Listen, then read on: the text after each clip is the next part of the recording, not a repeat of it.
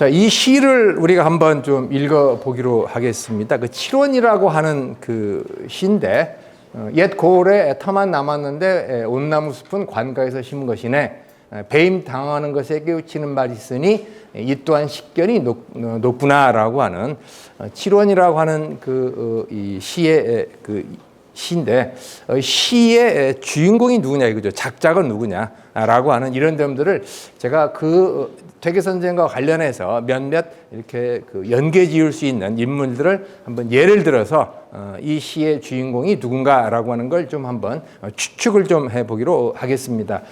자, 남명조식, 서경덕, 그 다음에 율곡이이, 그리고 이황이라고 하는 이 네 분 가운데 이 시의 주인공이 누구냐라고 하는 점을 좀 살펴본다라고 한다면, 자, 잠깐만 이게. 자, 우리가 여러분들이 뭐 잘 아시다시피 이제 남명이나 화담 같은 경우는 남명 선생 같은 경우는 굉장히 이 노장을 숭상하고 있다라고 해서 퇴계 선생에게 일정 정도 비평을 받은 그런 그 분입니다. 그리고 이제 이런 남명 선생을 이제 선풍도골이라고 이런 식으로 이렇게 평가를 합니다. 그 다음에 이제 그 화담 같은 경우는 퇴계 선생이 학문이 대단히 허탄하면서 잡박하다라고 이렇게 비판을 한 그런 어떤 부분들이 있지만, 또 이 화담 선생 같은 경우는 임천에서 이렇게 영월 음풍의 삶을 사셨다라고 하는 이런 식으로 이제 기록을 하고 있습니다. 그렇다면 앞에 그 7원이라고 하는 그 시, 이 7원이라고 하는 것은 장자를 상징합니다. 그 장자가 7원이라고 하는 곳에서 관리로 근무했다라고 하는 그런 점에서 앞서 시는 결국은 그 장자의 어떤 그 삶과 사유에 관한 그런 그 시를 읊은 시에 해당이 됩니다. 그렇다면은 이 7원의 작자는 남명 선생이나 또는 화담 선생일 확률이 굉장히 많습니다. 그 다음에 율곡 선생이라고 하는 이 부분과 관련해서 우리가 좀 살펴보면은, 율곡 선생은 이제 장자를 좀 낮출 때 장자의 이름을 이렇게 장주라고 이렇게 부릅니다. 장주를 광기를 부리면서 위의를 시키지 않는다라는 차원에서 부정적으로 이렇게 보는 그런 점들이 있습니다. 그런 점에서 율곡 선생은 아닐 가능성이 굉장히 많은데, 그런데 율곡 철학을 우리가 보다 보면은 이기지묘와 같은 뭐 이런 식의 어떤 그 사유를 적용해서 살펴본다라고 한다면, 율곡 선생은 여러분들이 아시다시피 노자에 관한 해설을 쓰인 순원이라고 하는 텍스트를 짓습니다. 그런 점에서 율곡 선생도 나름대로 아까 그 시의 7원이라고 하는 시의 작자일 가능성이 있습니다. 가장 확률이 적은 것은 퇴계 선생이 이제 이기기천이라고 하는 사유에서 출발해서 노장은 양기에 치우쳐서 적성에 이르렀다라고 하는 이런 점에서 장자가 이 회성멸예라고 했다라는 그런 점에서 이제 유학적 시각에서 굉장히 이렇게 비판을 합니다. 아울러서 노장의 학설은 유가성인의 도를 어지럽혔다라는 차원에서 이 허무지설을 이렇게 제시한 학자, 그 학설이다라고 하면서 장자에 대해서는 이학에 해당한다라고 규정하면서 굉장히 이렇게 그 비판을 하고, 또 그 부분에 이렇게 연구하는 이런 부분에 대해서 좀 염려의 말을 합니다. 자, 이런 점에 봤을 때 퇴계의 이런 사유에는 노장 사상, 도가 사상이 긍정적으로 들어갈 여지가 전혀 없게 됩니다. 그런데 놀랍게도 이 7원이라고 하는 시는 바로 퇴계 선생이 지은 시에 해당이 됩니다. 이 7원 또는 몽장이라고 하는 이런 어떤 그 용어들은 모두 장자, 즉 장주를 의미하고, 그 다음에 퇴계 선생은 김원거라고 하는 그 제자에게 보낸 기재관 포정이라고 하는 시에서 이 오만한 7원은 풍진을 떠났다라고 하는 이런 식의 어떤 그 용어를 통해서 장자가 세속적인 삶에서 벗어난 것을 긍정적으로 이렇게 표현을 하고 있습니다. 자, 이처럼 7원에서 장자가 말하는 이제 배이지 않았다라고 하는 배임과 관련된 고사는 장자 인간세라고 하는 변명에 그 자세하게 나옵니다. 따라서 이 시의 내용은 제 생각으로는 퇴계 선생의 도산 자병을 이렇게 나름대로 이렇게 자신의 어떤 그 신퇴라고 하는 이런 사유와 연계를 해서 혹시 지은 것은 아닌가라고 그렇게 생각이 들었습니다. 자, 퇴계선생은 그 장자라는 텍스트에 보면은 아무 쓸모 없음이 갖고 있는 쓸모 있음이라고 하는 것에 대한 그 긍정적인 그 표현을 하고 있습니다.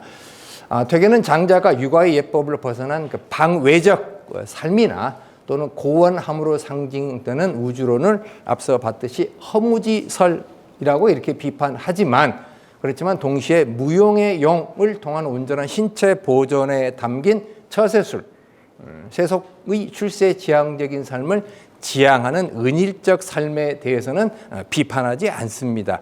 우리가 퇴계 선생의 어떤 그 삶과 철학을 읽을 때 이런 점에 대해서 좀 주목을 해야 되지 않는가라고 그렇게 생각이 듭니다. 이처럼 칠원시의 작자가 퇴계라고 하는 것은 지경의 자세를 견지하고 개신 공부하면서 신독 차원의 경애적 삶을 살았던 퇴계 선생에 대한 다른 시각의 어떤 이해가 있어야 되지 않는가라고 그렇게 생각이 듭니다. 그런 점에서 오늘 지금 주제가 이 퇴계 선생의 어떤 사상의 확장성이라고 하는 이런 점에 비추어 볼 때 비둔이라고 하는 그런 어떤 그 용어를 통해서 퇴계 선생의 삶을 이해하는 것은 나름대로 이 본 주제와 좀 관련이 있지 않을까라고 이렇게 생각이 듭니다. 자, 퇴계와 율곡의 차이점, 이 부분은 뭐 철학과 관련된 이 내용인데 뭐 여러분들이 다 아시기 때문에 넘어가기로 하겠습니다. 자, 그런데 이제 이 두 인물의 그 차이점이라고 하는 이 부분의 초점을 비둔이라고 하는 용어를 가지고 우리가 접근을 해 본다라고 한다면, 퇴계선은 방금 이야기한 대로 이렇게 은둔한 것이 마음이 편안하고 즐거움을 누리다 보니 마음이 살찐다, 기름기가 자르르 흐른다라고 하는 이런 차원의 비둔이라고 하는 용어를 통해서 서로 비교를 할 수가 있습니다. 그 윤두수가 율곡 선생이 임천에서의 비둔하는 것을 여사라고 이렇게 표현한 것에 비해서 퇴계 선생은 기본적으로 퇴계 선생이 이제 돌아가신 다음에 지은 만사 같은 걸 보면은 이 비둔이라고 하는 것이 퇴계 선생을 이해하는 가장 핵심적 키워드 중에 하나로 이렇게 규정되는 것을 우리가 발견할 수가 있습니다. 자, 그래서 우리가 이제 이런 관점에서 퇴계라고 하는 분을 어떻게 이해할 것인가라고 할 때 바로 이 비둔이라고 하는 용어, 이제 제가 보기에는 이 비둔을 강조하는 퇴계의 삶과 철학이라고 하는 것은 육아와 도가의 어떤 경계선 상에 있지 않을까라고 하는 그런 어떤 추측을 좀 해봤습니다. 그리고 이런 식의 삶을 좀 더 전문적인 용어로 우리가 표현을 한다면, 우리가 기본적으로 이 육아 성인이 지향하는 이제 중행이라고 하는 삶이 있습니다. 그런데 그거에 비해서 이 광이라고 하는 용어, 그 다음에 이제 견이라고 하는 용어가 있습니다. 그래서 이제 광사, 미치광이 선비, 그 다음에 이제 견사라고 하는 아주 그 자신의 어떤 뭐랄까 철학 자체가 어떤 시대가 아무리 변해도 그것이 옳다라고 하는 그런 차원에서 꿋꿋하게 자신의 어떤 지혜와 절개를 지키는 이 견이라고 하는 그 용어가 있는데, 저는 퇴계 선생이 혹시 그런 견사의 부류가 아닌가라고도 그렇게 좀 생각을 해봤습니다. 자, 이 부분은 방금 제가 말씀드린 그 비둔이라고 하는 용어를 통해서 퇴계 선생과 율곡 선생의 그 차이점을 좀 간략하게 이렇게 좀 보인 그런 글입니다. 자, 그 다음에 이제 이런 비둔이라고 하는 용어를 통해서 퇴계선을 규정한 것과 관련된 이 조익이라고 하는 분의 그 제문을 좀 우리가 살펴보도록 하겠습니다. 자, 낭민과 낭민의 학문을 이어받고 살림에서 살찌게 은둔하셨다라고 하는 이런 이 제문이 있습니다. 그래서 이 낭민은 여러분이 잘 알다시피 이제 그냥 통틀어 보면 이제 우리가 흔히 말하는 정주이학 관련된 그런 어떤 그 내용인데, 그런 학문을 이어받으셨으면서도 또 살림에서 또 이렇게 은둔하셨던 이런 것을 그 제문에 두 가지의 어떤 그 내용으로 이렇게 기술을 하고 있습니다. 자, 그런 점에서 아까 방금 말씀드린 윤두수 같은 경우는 율곡을 읊은 제문에서 임천에서 살찌게 은둔하는 일, 즉 비둔은 이 율곡 선생에게는 여사, 지나지 않았다라고 이렇게 이야기를 하고 있습니다. 그리고 실질적으로 퇴계 선생이 읊은 그 무의구곡을 주위의 무의구곡을 본딴 그 도산 12곡의 그것하고 그 다음에 이제 그 율곡 선생의 고산 9곡의 그 내용을 보면은 조금 이런 그 차이점을 좀 구체적으로 알 수가 있습니다. 율곡 선생은 이런 그 비둔과 관련된 이런 삶을 나름대로 이렇게 말하고는 있지만 암암리에 그런 실질적인 삶은 전혀 그런 어떤 삶이 아닌 이런 것들을 또 우리가 또 이 두 구곡을 통해서 또는 그 도산 12곡과 또 고산 9곡을 통해서 또 실질적으로 이렇게 비교를 또 해볼 수가 있습니다. 자, 조선에서 비둔의 삶을 살았던 인물들을 이렇게 좀 거론을 하면은 이제 퇴계 선생을 제외하고는 이 대곡 성운, 그 다음에 남명 조식, 그리고 이제 청송 성수침 또는 하서 김인우 이런 분들은 또 비둔의 삶을 살았다라고 이렇게 좀 기록이 돼 있습니다. 그런데 이분들의 그 비둔적 삶과 퇴계 선생의 비둔적 삶은 좀 차이가 있습니다. 자, 성운과 그 조식의 비둔은 일정 정도 노장이 좀 치우친 이런 부분들이 있습니다. 성수침과 김윤우의 비둔은 또 퇴계 선생의 트레이드마크에 해당하는 신퇴, 몸을 물러났다라고 하는 이런 또 신퇴 차원의 또 비둔과는 좀 다른 차원의 비둔에 해당이 됩니다. 자, 그런 점에서 퇴계 선생이 그 몸을 물러났다라고 하는 신퇴라고 하는 것과 관련된 이 비둔 지향적 삶은 퇴계 선생이 여타 나머지 유학자들과는 그런 다른 삶에 속한 것이다라고 그렇게 규정을 해볼 수가 있습니다. 자, 이 퇴계 선생의 이 신퇴라고 하는 이것과 관련된 퇴계 선생의 이 처세는 그 당시 유학자들에게 좀 비판의 대상이 되게 됩니다. 자, 그 부분은 명종이 승하하셨는데 그 장례를 치르지 않은 상태에서 퇴계 선생은 신퇴라고 하는 차원을 이제 신퇴를 부르짖으면서 귀향을 하게 됩니다. 자, 그 점에 대해서 당시 많은 그 유학자들이 좀 비판을 하는데 그 비판의 내용은 뭐 여러 그 이 텍스트에 있지만 퇴계 선생의 이 묘갈명에도 그와 같은 내용들이 잠깐 언급이 되고 있습니다. 자, 작사 유형, 즉 벼슬길에 사용하면 오히려 얽혀지네. 나아가 행하니 난처하고 물러가 숨기를 굳게 하였네. 그런데 이런 어떤 그 퇴계 선생의 신태적 삶은 여러 비방을 못 들은 척하네라는 것에서 볼 수 있듯이 상당히 많은 비판의 어떤 대상이 되게 됩니다. 그런데 이제 이런 그 비판에 대해서 여러분이 잘 알다시피 이제 퇴계 선생이 무진전에 올린 그 선조 일련의 사직서에 보면은 그 나름대로 이제 자기의 어떤 그 일종의 변명이라고 할까 이런 어떤 내용들이 나옵니다. 자, 신이 망령때에 돌아간 것은 극한 상황에서 의리로 변통한 것으로서 부득이한 것에서 나온 것이다 라고 이렇게 말씀을 하십니다. 근데 이제 우리가 이런 글귀에서 이 부득이 이런 용어는 이건 그 유학의 용어가 아니에요, 이게. 이건 바로 노자 장자의 용어입니다. 유학은 절대 부득이라는 말을 통한 그런 어떤 처세를 해서는 안 됩니다. 그런 점에서 이 퇴계 선생이 사용하고 있는 여러 용어를 보다 보면은 알게 모르게 그런 노장적 용어를 사용하는 이런 것들을 우리가 살펴볼 수가 있습니다. 자, 그러나 일시 여론은 진실로 모두 괴이하게 여겨서 비방하는 소리가 잡다하게 일어나고 책망하는 말이 많아 답지하니 예를 들어서 어떤 이는 호명, 즉 명성을 좋아하는 것이다 라고 하고 또 어떤 이는 꾀병을 부리는 거 아니냐 라고 이런 식으로 말하고 어떤 이는 이 산세, 산금이라고 이렇게 비유하고 또 어떤 이는 극단적으로 이단이다 라고 이렇게 비유를 하는 이런 것들을 제가 그 배척하는 내용들을 들었다는 것이죠. 자, 그런데 이와 같이 이제 퇴계 선생에게 그런 쏟아졌던 비판과 관련된 용어를 우리가 좀 잠시 보다 보면은 그 퇴계 선생이 어떤 인물이고 어떤 삶을 살았는가라고 하는 그런 걸 기준으로 했을 때 가장 어울리지 않은 용어는 산금 또는 이단이라고 하는 그 용어입니다. 그리고 이제 앞서 그 망귀했다라고 하는 요 망자도 유학에서는 굉장히 부정적으로 사용하는 그 용어에 해당합니다. 자, 망이라고 하는 글자는 퇴계의 표현이지만은 당시 정황이 맞지 않는 제 멋대로에 대한 어떤 행위라고 하는 퇴계선의 어떤 겸손함이 담겨 있는 그런 용어로 이렇게 보여집니다.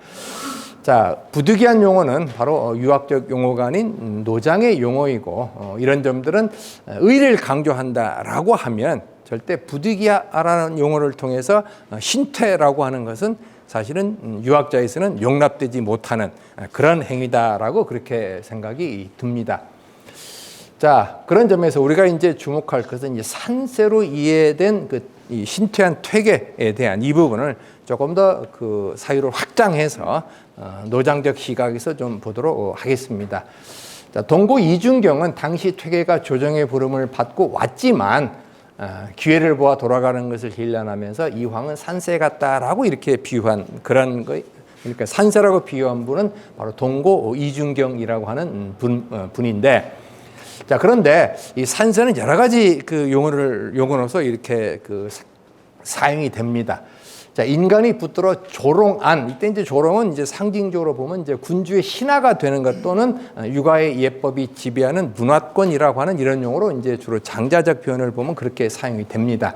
그래서 길들일 수 없다라는 이런 식의 의미를 가지고 있습니다.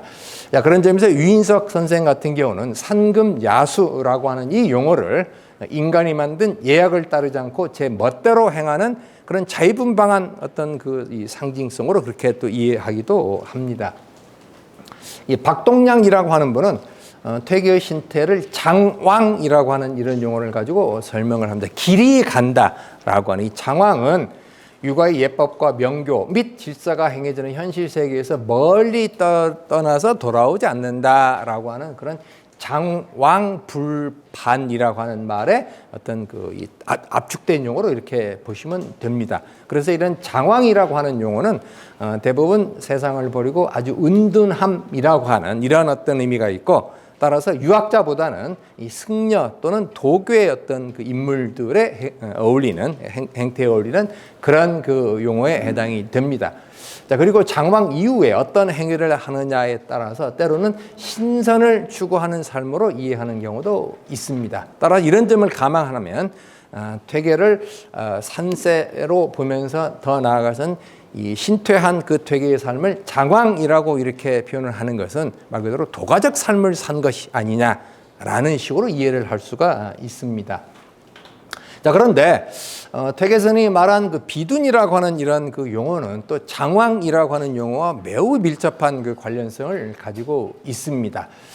자, 퇴계의 비둔을 장왕이라고 하는 사유와 연계해 이해해 보면은 퇴계의 신퇴는 육아 입장에서 볼 때는 여러 가지 논란을 불러일으킬 수 있는 그런 어떤 그 평가에 해당이 됩니다. 예컨대 신음이라고 하는 분이 말한 그 내용을 보면은 장왕은 군주 입장에서 볼 때 임금을 사랑하고 나라를 걱정하는 마음이 없어 세상을 우습게 보고 마음대로 내키는 행위를 하는 행위로 이렇게 오해될 수 있는 그런 것이 바로 장왕이다라고 이렇게 규정을 합니다.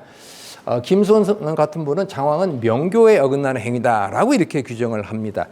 자, 이상과 같은 다양한 그 장왕에 대한 어떤 그 평가를 보게 되다 보면 퇴계에 대한 여러 평가 가운데 결국은 이제 그 퇴계에 우리가 신퇴를 그 어떤 그 산세나 또는 장왕이라고 하는 이런 식으로 보는 것이 과연 타당한가라는 질문을 던질 수가 있습니다.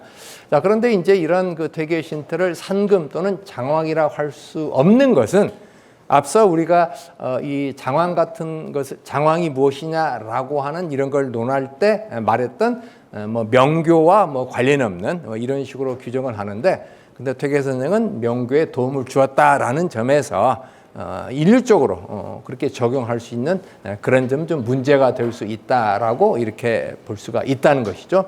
또 마찬가지로 퇴계의 저서를 산금야수라고 이렇게 평가한 것도 퇴계 선생의 신퇴 그 자체를 당신이 의에 맞는 부득이한 행동했다라고 하는 이런 어떤 그 퇴계의 결단을 참조해 본다라고 하면 이것도 역시 좀 지나친 그런 어떤 그 평이 아닌가라고 이렇게 볼 수가 있습니다. 그러나 하지만 또 다른 입장에서 볼 때는 퇴계의 신퇴를 장왕이라고 이렇게 이해한 부분도 있을 수 있다라고 그렇게 볼 수 있다는 것이죠. 자, 그런데 이런 이 퇴계선생의 어떤 신퇴라고 하는 그 용어는, 사용한 용어는 출발은 노자 9장에 나옵니다. 이제 공성 신퇴 또는 이제 공수 신퇴, 공성할 때 이룰 성자 또는 이룰 숫자로도 사용된 뭐 판본이 있습니다. 공을 이루고 그 이룬 공에 집착하지 않고 몸을 물러나는 것은 이게 바로 자연의 도리다. 라고 하는 이런 그 말이 있습니다. 그런 어떤 신퇴를 퇴계선생이 차용해서 당신이 이제 이 도산으로 돌아간 그걸 이제 신퇴라고 이렇게 규정을 했는데, 자, 그런데 이제 이런 퇴계선생의 신퇴는 우리가 일반적으로 그 나이가 들어서 더 이상 뭐 관례적 삶을 살 수 없을 때, 영위할 수 없을 때 군주한테 이제는 뭐 신퇴하겠습니다라고 하는 식으로 어떤 자신의 그 사직을 미워하는 이런 것과는 또 다른 그런 의미가 있습니다. 자, 그런 점에서 이 신퇴라는 그 노자의 용어를 빌렸지만 퇴계선생의 신퇴는 말 그대로 순수한 자발적 신퇴라고 하는 이런 점에서 좀 나름대로 그 퇴계선생의 신퇴가 갖고 있는 의미가 있지 않을까라고 그렇게 생각이 됩니다. 따라서 그런데 어쨌든 이 퇴계선생의 여타 다른 인물들이 퇴계선생에 대해서 뭐 산세라고 하던가 또는 장왕이라고 이렇게 신퇴를 이해한 것에 대해서 나름대로 퇴계선생 입장에서는 그게 아니다 라고 하는 이런 어떤 불식시킬 필요가 있었지 않을까라고 그렇게 생각이 듭니다. 자, 이런 점에서 신퇴와 관련된 그 비둔의 삶이 이제 어떤 그 의미로 이렇게 사용됐는가 라고 하는 이런 점들을 좀 살펴보기로 하겠습니다. 자, 비둔에 대해서는 이제 나중에 여러분들이 그 제 다음에 이렇게 그 강연해 주실 안동준 선생님의 이 텍스트를 잘 참조를 해 보시기 바랍니다. 어쨌든 이 비둔이라고 하는 이 용어는 이 둔꾀, 천산 둔꾀, 이 밑에서 소인배들이 막 몰려오는 그런 어떤 그 괴입니다. 그래서 그런 소인배들이 밀려오는, 그러니까 이제 그 첫 효와 그다음에 두 번째 효가 음의 효예요. 근데 그 음의 효를 일정 정도 이제 소인배라고 이렇게 보고 그 소인배들이 위를 치켜 올려가는 그런 상태에서 군자라면 어떻게 해야 될 것인가라고 하는 이제 이 부분과 관련된 것이 바로 둔꾀의 이제 핵심입니다. 이런 이 비둔을 이제 홍대영 같은 분은 이제 비둔의 비라고 하는 또 이런 용어를 심광채반이라고 하는 그 대학 6장에 나오는 이 심광채반이라고 하는 용어가 있습니다.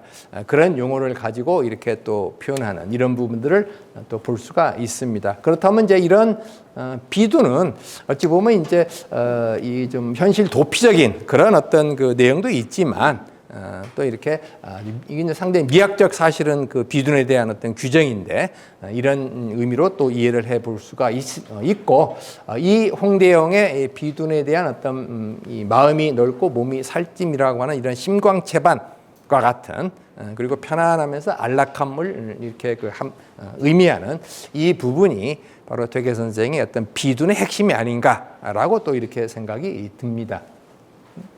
밑에 소인배 둘이 막 치고 올라와요, 이렇게. 그러다 보면 이제 어떻게 하는 삶이 바람직한 삶인가라고 하는 이런 것들을 규정한 교회가 이제 둔꾀에 해당이 됩니다. 비둔은 맨 위에 있는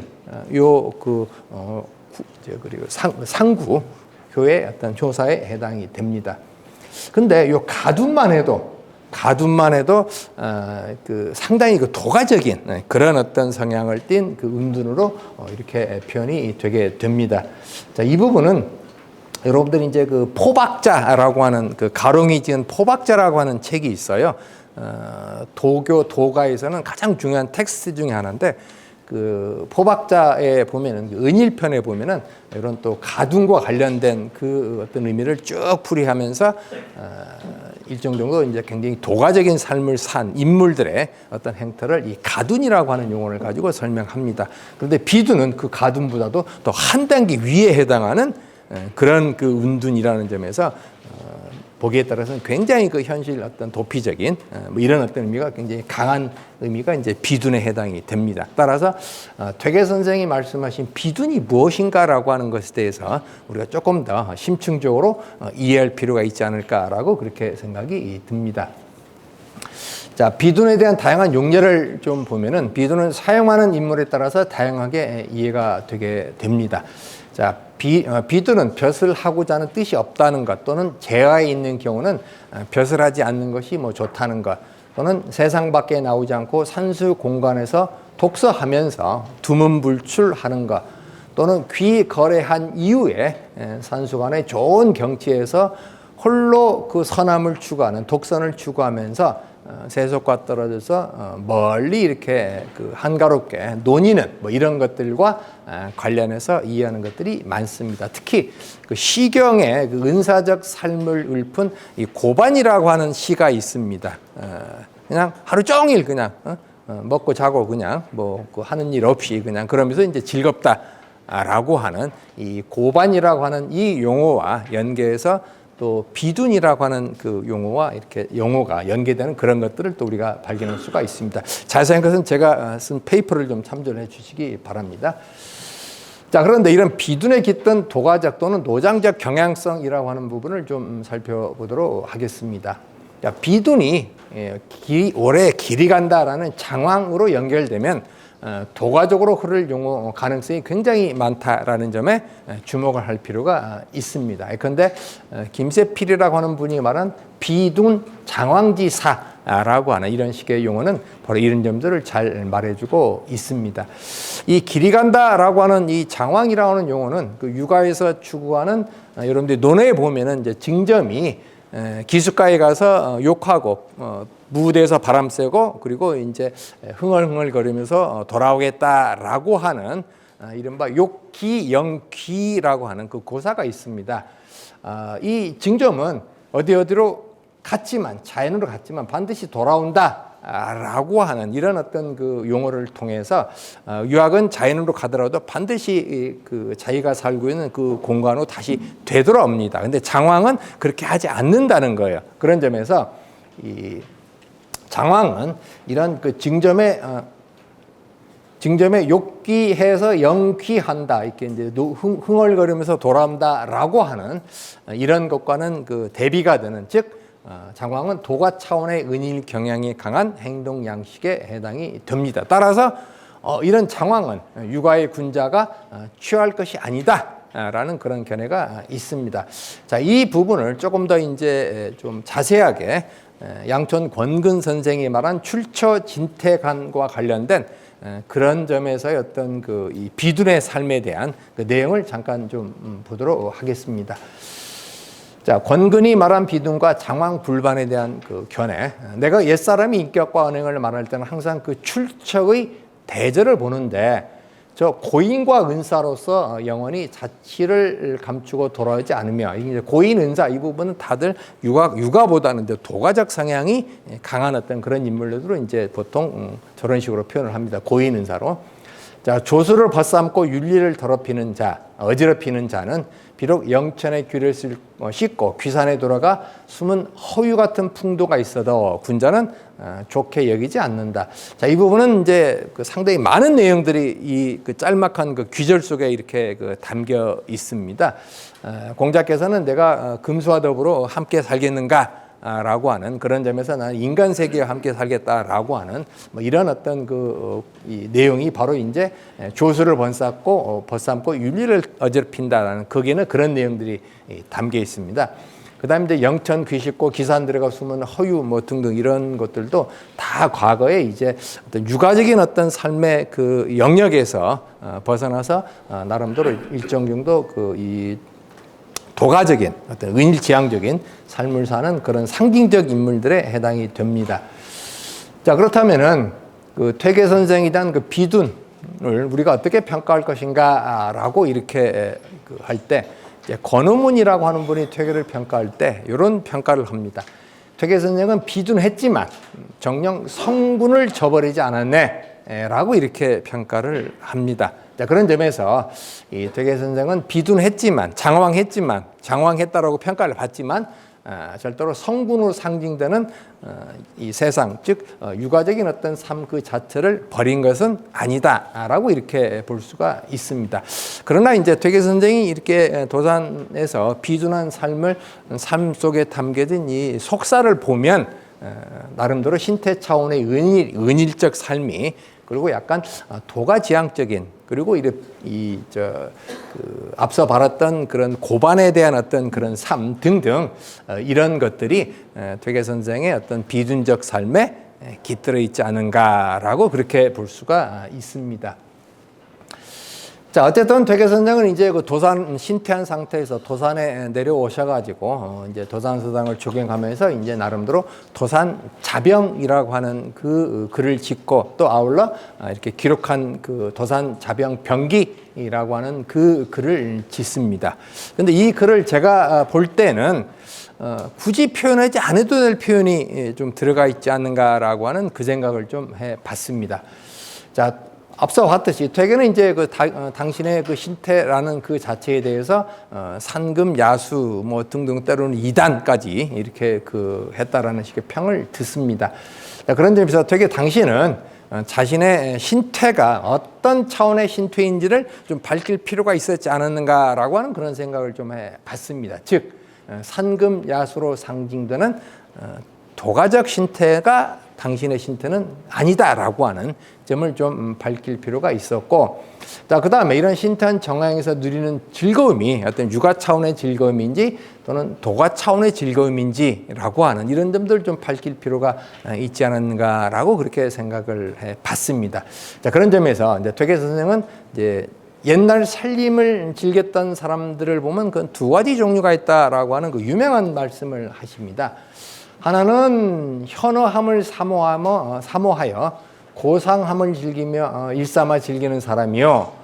둘째는 도의를 즐기면서 심승기르기를 이제 즐기는 사람이다. 라고 하는 그 두 가지의 어떤 그 삶의 방식을 주장을 이제 제시를 합니다. 자, 전자의 주장에 의하면 몸을 더럽힐까 두려워서 세상과 인연을 끊고 심한 경우 새나 짐승과 같이 살면서 그것을 그르다고 생각하지 않는다라고 하는 이런 어떤 식의 삶이고, 자, 후자의 주장은 즐기는 것이 조박뿐이어서 전할 수 없는 묘한 이치에 이르러서는 구할수록 더욱 얻지 못하니 즐거움이 어딨겠는가라고 하는 그 두 번째, 이 즐거움은 두 번째 즐거움에 해당이 된다라고 규정을 합니다. 자, 그런데 이런 두 가지 즐거움을 이야기하면서 삶을 이야기하면서 차라리 후자를 힘쓸지언정 전자를 위하여 스스로 속이지는 말아야 할 것이니 어느 여가 이른바 세속의 명리를 쫓는 것이 내 마음이 들어오는지 알겠는가라고 해서 기본적으로 현어함을 사모하고 고상함을 일삼아 즐기는 이런 식의 사람은 나는 아니다 라고 하는 이런 어떤 내용들을 이야기를 합니다. 근데 퇴계 선생이 굳이 저런 이야기를 저는 할 필요가 없었다라고 생각이 듭니다. 당신이 어떤 산금 야수와 같은 이런 식으로 평을 받지 않았다라고 한다면 그냥 도산에서 그냥 당신이 즐기고 싶은 삶을, 누리고 싶은 삶을 그냥 사셨으면 됐을 텐데 굳이 이렇게 두 가지를 거론하면서 당신은 현어함이 아니라 도의를 즐긴다라는 이런 식의 어떤 그 삶을 강조한 것이 아닌가라고 이렇게 저는 생각을 해 봤습니다.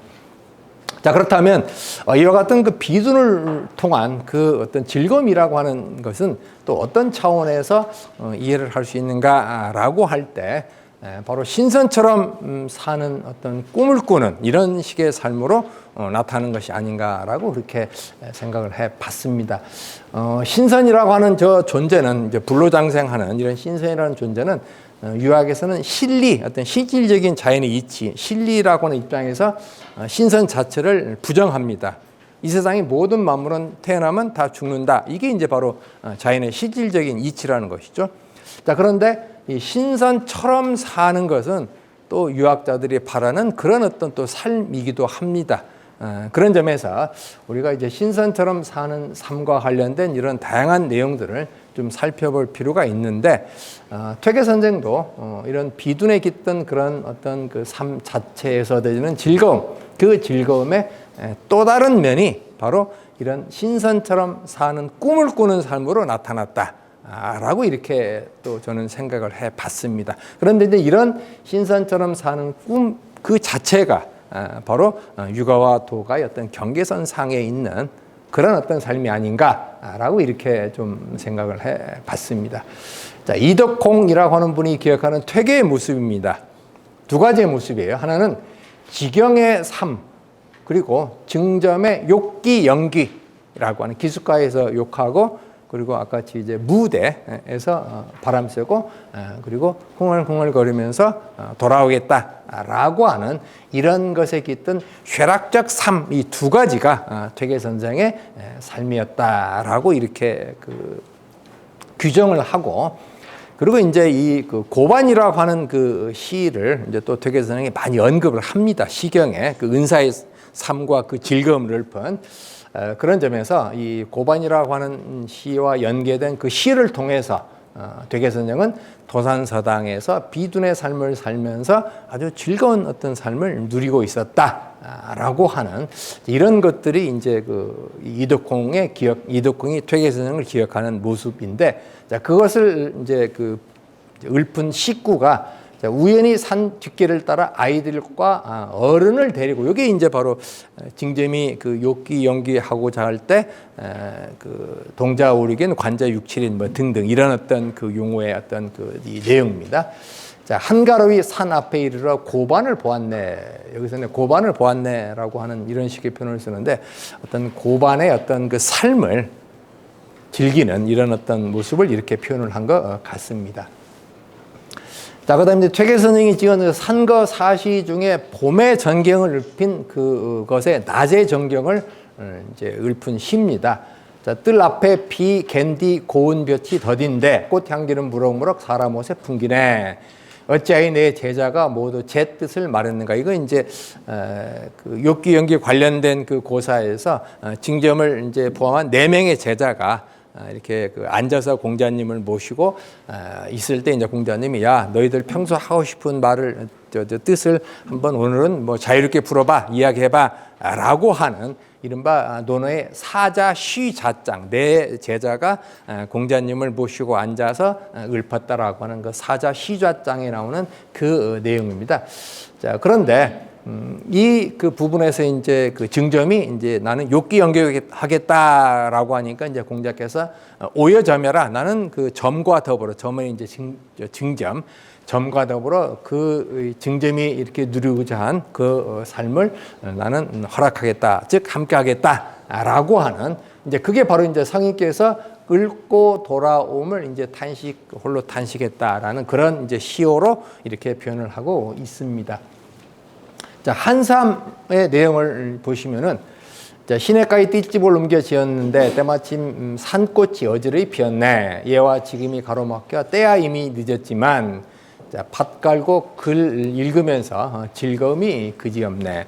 우리가 비둔을 이해할 때 가장 즐거운 핵심적 키워드는 바로 이 즐거움입니다. 내가 아무리 그 은둔을 했지만은 그 은둔적 삶 속에서 얻어지는 즐거움이 있어야만이 바로 이 살이 찐다라고 하는 그 살찔 비자가 이렇게 적용이 되게 됩니다.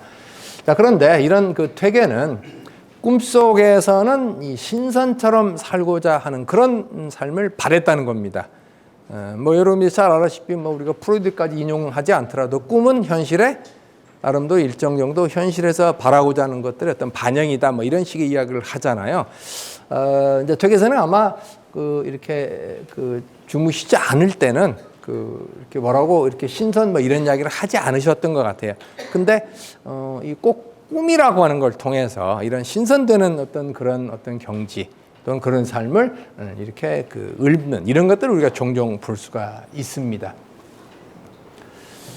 자, 월야 등 천연대, 달이 환하게 핀 그런 그 달밤에 천연대에 올라가서 나름대로 이렇게 어떤 시적 정취를 읊은 그 시입니다. 김사순한테 증여한.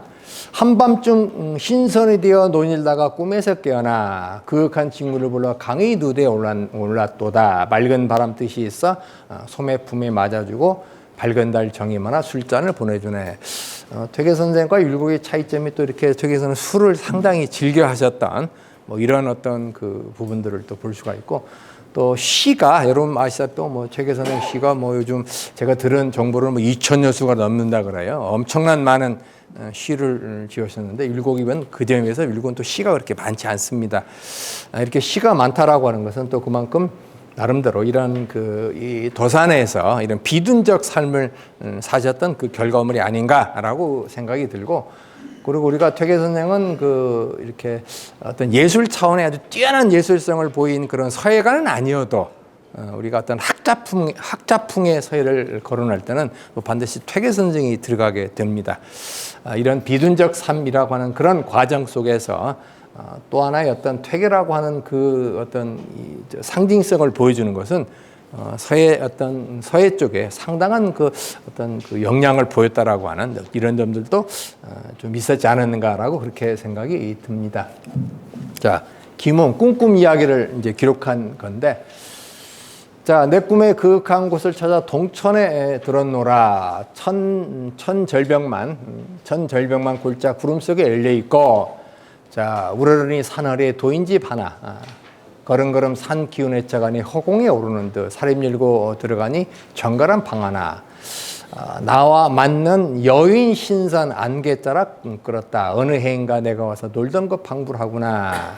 그래서 따라서 집을 지어 영영 세상일 잊으렸다. 뭐 이런 어떤 꿈 이야기를 이렇게 기록한 내용들 봅니다. 자, 이 부분은 우리가 퇴계라고 하는 그분을 이렇게 상상해서는 전혀 이해가 이렇게 서로 연결이 안 되는 그런 어떤 시에 해당이 됩니다. 그 다음에 이제 우리가 좀 주목할 게 구선이라고 하는 여인 신선이라고 하는 요건데, 이 부분은 조금 이따 좀 다시 한번 좀 말씀을 드리겠습니다. 자, 그리고 이 퇴계선이 글픈 시 가운데는 이 양나라의 중국 양나라 시대 때 산중 재상이라고 일컬어지는 도교의 아주 상징적 인물이 있습니다. 도교를 우리가 거론할 때 반드시 거론한 인물이 바로 도홍경이라고 하는 인물이 있습니다. 퇴계에서는 이런 도홍경이 지향한 신선의 삶을 또 꿈꿉니다. 자, 항상 사랑하느니 도공이 언덕 위에 구름은, 자, 이 부분은 이제 도홍경이라고 하는 분을 재상으로 삼고자 했던 군주에게 이제 도홍경이 지금 이렇게 하늘에 있는 구름은 이건 당신에게 보낼 수 없다라고 하는 유명한 시가 있어요. 이게 그 시의 어떤 내용을 이렇게 차용해서 이렇게 쓴 글입니다. 오직 혼자서 깃발만하지 임에게는 줄 수 없네. 이게 이제 군이라고 이렇게 임이라고 뭐 그냥 번역본을 제가 따다 보니까 임이라고 돼 있는데, 여기서는 이제 이 군주라고 하는 그런 어떤 또 의미로도 읽을 수가 있습니다. 자, 늙음하게 그 중간에 집을 짓고 누웠으니 한가로운 정치는 들 사슴과 함께 나눠 가지네. 이 들 사슴과 함께 나눠 가진다라는 것도 바로 도교 쪽에서 또는 도가 쪽에서 특히 이제 도사들이 항상 이렇게 산에 가면은 그 산에 갔을 때 함께 하는 상징적 동물이 바로 야록입니다. 야록. 자, 그런 점에서 지금 이 시에서 말하고 있는 이런 전반적인 어떤 내용을 보게 되면은 이건 퇴계 선생이 지었을 것이다라고 전혀 상상할 수 없는 그런 내용들로 이렇게 이루어져 있습니다. 이게. 자, 결론적으로 이렇게 보겠습니다. 우리가 퇴계 선생께서 이렇게 지향했던 그런 이제 쉽게 말하면 이제 육아식으로 말하면 이제 영유귀에 해당하는 이런 삶의 자세는 당신이 신퇴라고 한 그리고 그 신퇴를 통해서 도산 서당에서 이렇게 비둔적 삶을 사셨던 이런 부분들은 이 부분들에 대해서 이제 여러 많은 사람들이 뭐 장왕불반이니 또는 결신난륜, 즉 자신의 한 몸만 깨끗이 유지하고 육아의 일륜 도덕과 같은 윤리를 어지럽힌다. 이게 바로 결신난륜이라고 하는 용어입니다. 라고 규정하는 것은 당연히 받아들일 수 없는 그런 어떤 부분에 해당이 됩니다. 하지만 퇴계 선생이 이 신독과 관련된 어떤 개신 공부하면서 경애적 삶을 사셨던 이런 것과 또 상대적으로 이 비둔이라고 하는 용어를 통한 퇴계 선생의 어떤 삶과 철학을 우리가 또 이렇게 규명해 본다면 바로 퇴계 선생은 소요 자제하면서 또 신선처럼 살고자 했던 이런 어떤 삶을 추구한 그런 것을 또 발견할 수가 있습니다. 따라서 이런 점에 초점을 맞추어 우리가 퇴계 선생을 이해해 본다면 바로 이 퇴계 선생은 육아적 삶과 그 어떤 도가적 삶, 이 두 삶의 어떤 경계선 상에서 사신 분이 아닌가라고 이렇게 이해를 할 수가 있겠고, 또 그런 점들이 이렇게 좀 제대로 밝혀지면 퇴계 선생이 도산에서 사시면서 굉장히 정감어리고 그리고 또 상당히 제가 보기에는 굉장히 어떤 예술지향적 삶을 살았던 어떤 그런 모습에 대해서 나름대로 이렇게 좀 제대로 된 분석이 가능하지 않을까라고 그렇게 생각이 듭니다. 자, 그런 과정 속에서 우리가 이제 조금 더 의미를 확장해서 퇴계의 신퇴 및 비준지향적 삶이 갖는 삶의 의미를 조금 더 이제 확장을 해 보면은 퇴계 선생은 굉장히 그 서해에 그 심취한 삶을 사십니다. 시간이 있으면 이렇게 시를 짓고 그 시를 이렇게 또 글씨도 이렇게 항상 옆에 먹을 갈아놓고 또 글씨를 쓰시고, 그리고 그 이 서해 자체는 마음의 그림이다라고 하는 심화라고 하는 그 전통적인 그 서해에 관한 규정을 이제 그 준수하시면서 시간 날 때마다 이렇게 그 서해를 하셨습니다. 그리고 실제 이제 제자들에게 그 어떤 그 우리식으로 말하면 요즘 말하면 그 채본 같은 또 그런 것도 이렇게 써 주시고, 그다음에 이제 그런 어떤 퇴계 선생의 어떤 서해의 어떤 영향이 이제 선성 삼필이라고 하는 그런 분들의 또 서해 세계로 이렇게 그 전개가 되는 이런 것들도 우리가 확인을 해 볼 수 있겠고, 그다음에 양생 차원에서는 뭐 여러분이 잘 아시다시피 이제 주건이라고 하는 그 명나라 주원장의 17번째 그 자식입니다. 근데 주건이라고 하는 인물의 호가 앞서 봤던 구선이에요. 이게죠.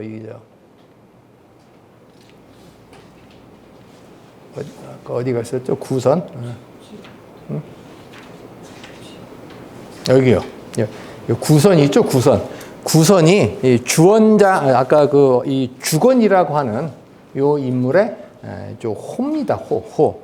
그래서 그 주건이라고 하는 그 이 의미를 구선이라고 하는 의미를 그냥 그 좀 마른 그런 어떤 그 선비로 이해를 해야 될지, 아니면은 그 활인신방의 저자인 이 주건이라고 하는 분으로 이해를 해야 될지, 그건 우리가 한번 또 이 논의를 좀 해봐야 될 것 같은데, 이 주건이라고 하는 인물은 도교 쪽에서는 굉장히 중요한 인물입니다. 이분이 그 도교에서는 아주 중요한 그런 인물이고, 또 그 이 주건이라고 하는 인물이 이제 또 차에 아주 굉장히 그 이렇게 영향이 있었던 인물이에요. 그래서 이제 다보라고 하는 다의 계보를 밝힌다라고 하는 차에 관한 텍스트를 씁니다. 근데 그 텍스트 자체의 이제 기본적인 성격이 중국의 차문화를 보다 보면은 명대에 오게 되면은 은일지향적 차문화가 나타나요.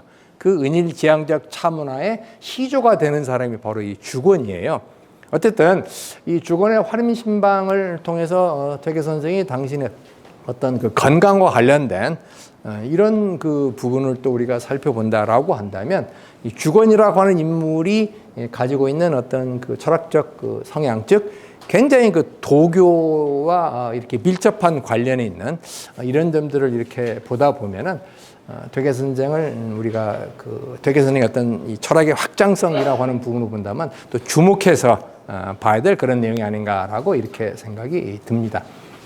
자, 우리가 이제 퇴계의 신퇴라고 하는 이런 어떤 의미를 우리가 좀 잘 보면은 퇴계에서는 그 이성과 감성을 겸비한 이런 인품의 향기는 바로 이런 신퇴라고 하는 그런 어떤 삶과 비둔이라고 하는 이런 식의 삶을 사셨기 때문에 가능했던 것이 아닌가라고 이렇게 생각을 하고, 이런 식으로 신퇴를 하지 않으셨으면은 어찌 보면 그 이렇게 오늘날 사실은 그 우리 지금 앞에 이렇게